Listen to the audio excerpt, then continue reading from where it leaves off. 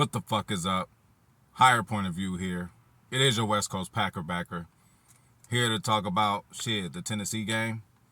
You know?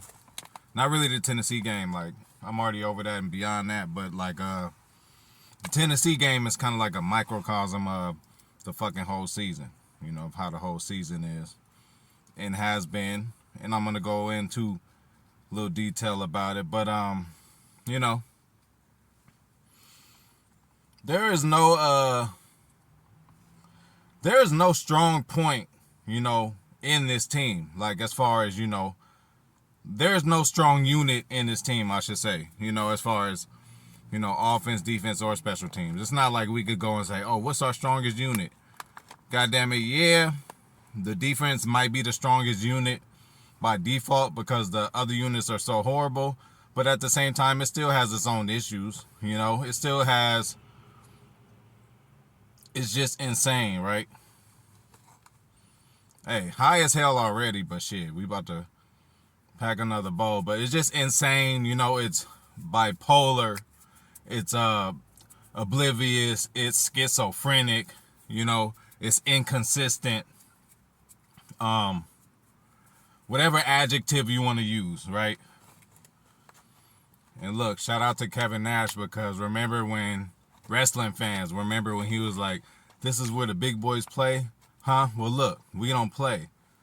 Or he said, look at the adjective, we don't play. Boy, that's a verb, man, Hey, look, I wasn't the best at math, and, listen, I could count to motherfucking a million or whatever you want me to do, I count money, but when it comes to X, Y, Z, and E equals MC squared, shit's like that. When you start adding the letters to the combination of math problems, that's when it becomes an issue for me. But shit, when it came to that, I told y'all, hey, I was a 5th and 6th grade motherfucking spelling bee champ. Hey, I told a bitch that one day. She was like, why do you care? Why do you remember something so long ago in the 6th grade? I'm like, hello, shit, you probably never won nothing. I won a goddamn championship. Like, if you ever won something like that was big, at least at that time, shit, I mean, it was words that we went over over the year, but it was just a big spelling bee at the end, and I won that bitch. But anyway, yeah,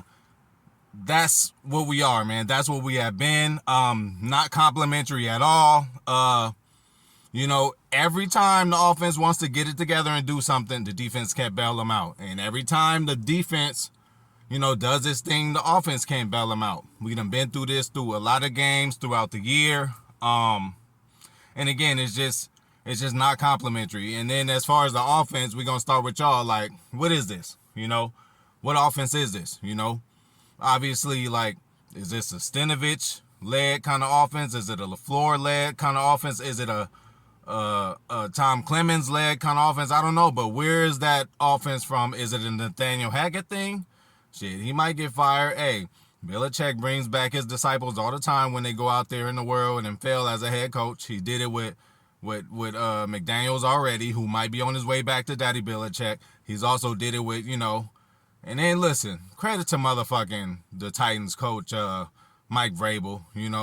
When he first got the job, I'm like, oh shit, another Belichick disciple. I thought he was a little too young. I'm like, oh, he's going out there coaching a little too early. He's going to have his bumps. But, bro, Tennessee has been kind of a standard of the AFC, too. Always a sleeper, but they always manage to win enough games to win their division. And sometimes, I think last year or the year before, number 2 or number 1 in the whole motherfucking AFC. That's motherfucking impressive. And they do what they do good. So, hey, kudos to motherfucking Vrabel. You coach good, good teams, man. So, credit to you, bro. But, again, where's this offense going, LaFleur? What you gonna do? You gonna give up play calling? Bro, I think you need to roam around, get your Bill Belichick on. I think you need to walk around a little more and have influence on the defense. Hey, Bill Belichick is a defensive coach, but goddamn it, certain shit in offense, he makes sure he lets the offensive coordinator, this is what I need to do. This is the game plan I need you to have. Do you need to do that more? Did your play calling get stale? Like, what's going on, Anyway, back to the defense. We're going to go to the defense now. Not defense, Tennessee's defense. We only ran for 56 yards. God damn it, that's not going to get it done. 56 yards between all the backs that we have. And again, this Kylan Hill shit, I'm over it. He's already off the team. But I'm thinking, like, dude is too talented. Why would they cut him? I think that was an emotional just move. We mad at where we at as far as somebody in the front office. And, Kylan might have been talking that shit. Like, why am I not getting more carries? And shit, why wasn't he?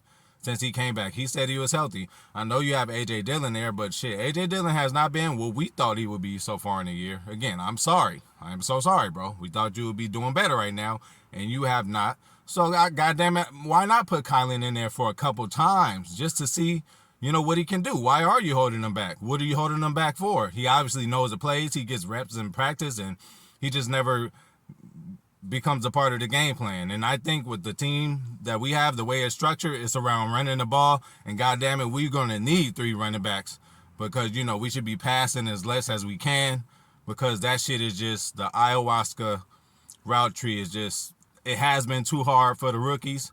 Now, it seems like they've dumbed it down, but it's just too little too late right now for that. So we're going to have to forget about that. So can we get the old ML left back, Matt LaFleur? Like, can we get that? Again, was it a Hackett thing when we actually called the red zone the goal zone because we were scoring like crazy in 2020? Was it because of the COVID shit where Aaron said he used to hear linebackers or defensive linemen talking to each other and he kind of figured out the play and where the people knew where they didn't know where they were supposed to be. So, was it that? But can we get the old Matt LaFleur back? Like, what are you doing now, especially when we get in the red zone? We never fucking score. We got to do a big play, big bomb or something. Or, just pick away, and run and get a touchdown at the goal line. Like, man, where's this offense going, LaFleur? Stenovich, I don't know if he needs to be there, but obviously you can't. Sometimes you promote it from within. I don't know if you should have went out and maybe got a new OC with some fresh ideas out of your camp to come in and do something. But we're going to talk all about that later. Already said, we got 2 more to lose. So basically now, goddammit, we're going to have to win 6 in a row to make this motherfucker. Now, I did start getting optimistic and remembering when certain teams back in the old format, we done seen, not saying it's going to happen this year, but we done seen 8-8 team make the playoffs. We done seen, I think, even a 7-9 team make the playoffs at one point. But that's basically where we at right now. We got to win the rest of the way out. That's the only way we would be able to, I think, to get a playoff slot. There's too many other teams that's got 1 win on us or got a divisional win on us. Like, we've been losing some certain games that we shouldn't have been losing, like Detroit. That's going to hurt us, stuff like that. So, back now we're going to go to the offense. Aaron, bro, you miss a few throws, bro. And a few means like 3. That's like 3 throws. You can't be missing that. We cannot afford you to miss those kind of throws with the way this team is built. You got to hit on fucking everything for us to have a chance.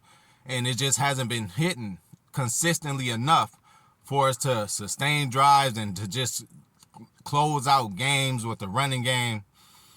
Too many first and second down shotgun passes. Like, bro, like, run the fucking ball, even when it doesn't seem like it's going to work. You got to keep the defense honest, and then maybe you could get a play action going. But you got to continue to run the ball. You got to let the other team know, like, we're going to run the ball throughout the game. They know at some point you're going to stop running the ball. Hey, the word is out, bro. Matt LaFleur, people saying bullshit about you, Again, if you lean on the Packers long enough, they're going to give up. Bro, that shit's been said, and it's been recorded, and it's in history now. And it's kind of showing right now, bro, Again, Aaron, you just can't be missing shit like that. It's just too horrible. And that's inconsistent. And going back to inconsistency is the motherfucking special teams. The special teams is motherfucking worse now.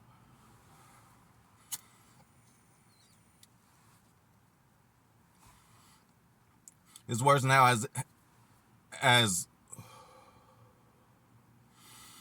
it is the worst now than it has been all year. We started off kind of strong. O'Donnell was doing his thing, and we just weren't fucking up. Amari just wasn't fucking up. First game or 2, I remember Amari did decent, so we was like, okay. And decent meaning just getting fair catches and not doing anything else. But he crumbled under the pressure. I think he was put in a position that he shouldn't have been in. You can't make this man a punt returner. He's not a natural punt returner. If y'all haven't seen that throughout practice, and if y'all haven't seen that throughout these games that we've been losing, and even games that we winning, we always say, damn it, that one play Amari fucked up, we could have lost. Like, yo, it was enough of that. I don't think he should have been cut from the team. I think he could have been a good wide receiver 3, probably, on this offense, or 4, which you got to have on the roster anyway. It didn't work out. He's third rounder, but he can serve a purpose to this offense. He did do some good things, made some catches, and he did drop some passes, just like everybody else has this year. Lazard, Watkins, a lot of people drop passes this year, so you can't blame him for doing that. I don't think he should have left. I don't think Colin Hill should have left. I think Colin Hill is too talented. Hey, something's going on. That was just a emotional kind of deal. Like, you know what? We're going to set an example and cut him, But again, if he didn't want to be a Packer, then goddamn it, he need to go. But I'm just thinking from another perspective because, I'm used to the finger being pointed at me. So I want to give people a different perspective. It's easy to say, oh, yeah, he did it. He looked guilty. Look at the whole motherfucking thing, So, yeah, special teams horrible. Besides you, what's up? Where you at, bro? Where's that Raiders coach that last year who won 4 straight just to make the playoffs? We ain't asking you to control the whole game. We just asking you to control 1/3 of the game, and you have not been doing that, bro. Mason missing kicks still. Like, this kind of shit we can't recover from. Y'all motherfuckers need to get that shit together, and it might be too little too late again. We gonna have to win 6 in a row to get up in this bitch. Might be able to lose one more, but I don't know. It's too close. Motherfuckers gonna have to start losing games. Motherfuckers will start losing games, but we are literally against the ropes, and they going in for the kill on us. So we just gonna have to cover up and try to last whatever seconds we have left in this fight. Or, again, they have not shown me this year that they are consistent enough to just win consecutive games, man. We haven't done that too much. And every game we did win, there were certain times in the game where it could have lost. We could have lost from the mistakes we made, but the other team just didn't capitalize off of. We've been seeing that too much. And again, maybe this might be a good thing. Maybe, hey, y'all rather do this, go out like this, where you can plot for next year and look at draft position and, just want to see who you're going to keep, just want to see a certain fight in certain players that's, coming up on his team, whether it's the rookies, you want to see Romeo come back and Christian Watson, them two together in the game plan. It's still a lot of shit to see. We still going to go out there and watch. We diehard Packer fans and all that. But, again, we going to have to change our mindsets about this being a playoff / Super Bowl contender. Again, y'all rather go on a run and make the playoffs and motherfucking get whacked again in the first round? Y'all rather go through that pain again? Because if we do make it somehow, some way, this team, this coaching scheme right now, everything about it, that shit just not working, When it comes to motherfucking... Again, back to Joe Barry, man. When it comes to the defense, bro, we done had people look so motherfucking good. Slayton from the Giants, good, but not even a top 10 receiver. Terry McLaurin, maybe a top 10 receiver, but that was the first motherfucking game that he actually went off and did something this whole season. It happened to happen against us. What happened to the, who's the other motherfucker? We played, Tennessee. What's that motherfucking name? Treylon Burks. 11 receptions for fucking 7 receptions for 111 yards. Like, come on, man. We making people look. Hey, CeeDee Lamb got $150 on us. CeeDee Lamb is like, motherfucker, hey, if CeeDee Lamb could get $150 on us, that means Justin Jefferson could get $180 to $200 on us, which he motherfucking did. That kind of shit got to stop. Joe Barry, what are you game planning for? You're supposed to look at their best player and find your best way to take them out. What are you doing, bro? What are you doing, bro? Why is it so much soft coverage? You can still play zone, but it ain't got to be so soft. Don't put them fucking 8 to 10 yards. Instead, put them 5 to 7 yards or 8 yards, Goddamn it, for real. Like, come on, man. The soft zone got to go. You making these guys look like stars, and they're really not. Again, all respect to CeeDee Lamb and all that, but he shouldn't. That's not. Hey, he had to be certain in a certain part of the game plan. That shit just didn't get executed. Justin Jefferson, week 1. What did we all say before week 1? Like, hey, we got to attend to him. They didn't even have Jair follow him or nothing like that. So that kind of shit just has me not confident in going into this next few games. And again, Eagles slipped away, and they got beat the other few weeks ago or 2 weeks ago, and they shouldn't have, but they going to come prepared. They at home. I do not expect, man, Packers win this game. That'll be the way to jumpstart a motherfucking 6-game winning streak. is a way to go to Philadelphia and get a win. If they go and do that, then we are not dead as Aaron said. But man, to win, what more? How many more? We gotta go 6-0, y'all. So possibly could lose one more. Hopefully out of division, like the Miami game, that would hurt less. But all these divisional and conference games, we must win. Gotta beat Detroit next time. Gotta beat Minnesota next time. Gotta beat the Eagles. Gotta beat one more team. Like if we lose to Miami, that's not that bad because again, it's out of conference. We need the inside conference and inside the division record to be flawless at this point because a lot of people got the fucking ups on us. A lot of people got the tiebreakers with us. We got to have a lot of shit go motherfucking right for this shit to turn around, and just so far, I haven't seen it.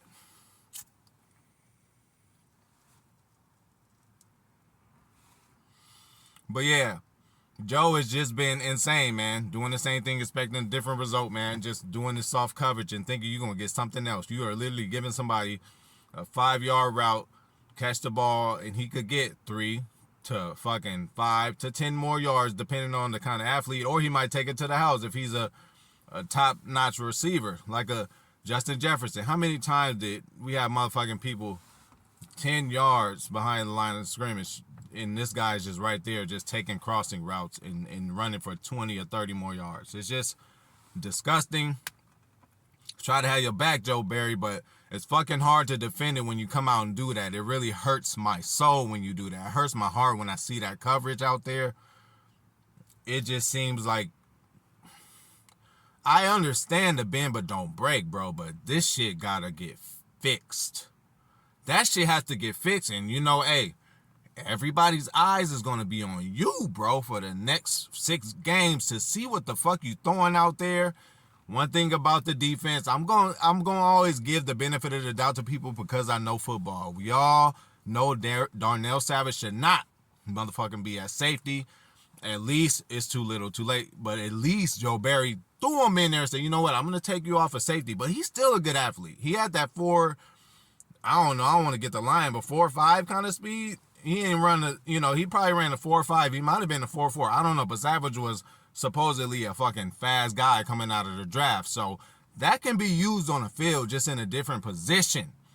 In the slot, I'm going to give him a little pass because it is a new position to him. I don't know how often he's been in this position because, again, he's always been safety. So, again, you got to give him the benefit of the doubt that he's got to get better in this position. It's a whole different position. So, I'm going to give him that just to, give him a couple weeks to learn. It's happening at the wrong time, but we still going to get critical and give motherfuckers the benefit of the doubt. And then again, Savage kind of stuck with him unless we add him to a trade we do in the offseason because we just extended him. Did that his 5th-year option. I think he's definitely signed for the next 2 years. If not, correct me, but I think he'll be a free agent in 2024. But that's what it is with him. So that's what it is. That's how I feel about this team right now. But back to special teams, and let me give a shout out to Goot because Goot takes a lot of fucking blows, and it might be deserved, but Keyshawn Nixon and what's the dude name? Keyshawn Nixon, and Rudy Ford, bro. 2 great pickups. First of all, good special teams pickups. I did talk about how horrible the special teams is, but if anything is shining on the special teams, it's these 2 cats. Rather is on punt and now punt return with goddamn it, imagine Keyshawn Nixon getting 3, 4 more 5 games of this. He should have been in there since week fucking 3. Imagine all the experience he would have got. Look how he was coming out last week again against Tennessee. That was one bright spot I seen. I said, damn, Keyshawn looked like he wanted to try to take one back. We haven't had that in Green Bay for a while. Probably since Randall Cobb was in his rookie year. Probably since motherfucking, who the fuck else was decent? What? Goddamn it, Allen Rossum. I remember Najee Davenport used to return kicks. That shit was funny, but he used to get to the 40 or 50 sometimes. They couldn't get that big boy. Najee Davenport, shout out to you. One of my favorite backs. But, yeah, man. That's it, man. So, I'm out, y'all, but that's how I feel about this motherfucking team at this point. Again, this is it now. We can't lose no more games. That's it. We can't. The moment we do, we just put ourselves in a situation that we can't get out of, man. We lost to too many critical teams within the division. Now numbers are going to start coming into play. It's only 6 games left. We cannot continue to keep fucking up like this. And if we are going to fuck up like this, hopefully motherfuckers make a move, you know? Sometimes shit don't go as planned and you got to make motherfucking moves. Show that you have some nuts, that you motherfucking give a fuck and you care enough to, hey, if a motherfucker your friend, oh well. Gave you a chance. These are the numbers you did not fulfill. You know, you gotta go, bro. Let me get a real guy in here that's a real coordinator. Let me not just promote from within. Sometimes when you promote from within, that shows you might not know how to react to certain situations happen, you know. At any given motherfucking business, if a motherfucker had a high spot and they just went out on a leave of absence and you just promote from within, that person behind them might not have been ready for that spot, but they just assumed the position. Call the motherfucker in from somewhere else that is just as experienced, because, you know, that's going to keep your place going as far as the business. But anyway, sorry I'm rambling, but, you know, that's it, man. So that's how I feel about this team. I'm out.